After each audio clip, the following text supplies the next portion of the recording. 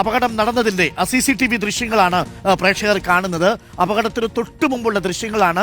മീനാക്ഷി പാലത്തിന്റെ തൊട്ടിപ്പുറത്ത് നിൽക്കുമ്പോൾ മണ്ണ് ഒലിച്ചു വരുന്ന സമയത്തുള്ള ദൃശ്യങ്ങളാണ്. അവിടെ നിന്ന് ആളുകൾ ഓടുന്നത് കാണാം. വലിയ രീതിയിൽ മണ്ണ് ഒലിച്ചു വരുന്നതും പ്രേക്ഷകർക്ക് കാണാം. ഒരു ടാങ്കർ അടക്കം അവിടെ നിന്ന് നീങ്ങി വരുന്നതും പ്രേക്ഷകർക്ക് കാണാം.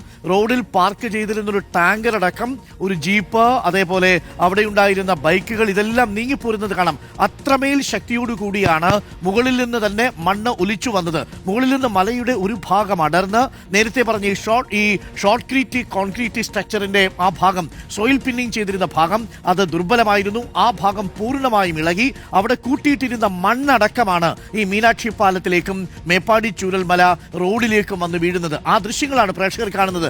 അവിടെ നീക്കിയിട്ടിരുന്ന ഒരു ടാങ്ക് എത്ര ദൂരമാണ് വരുന്നതെന്ന് നോക്കൂ. ഒരു 10-40 മീറ്റർ ആ ടാങ്കർ ലോറി ആ റോഡിലൂടെ നിറങ്ങി വരുന്നതും പ്രേക്ഷകർക്ക് കാണാം.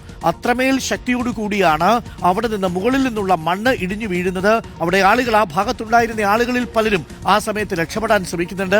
നിലവിൽ 8 മുതൽ 18 വരെ കാണാനില്ല എന്ന് പറയുന്നു.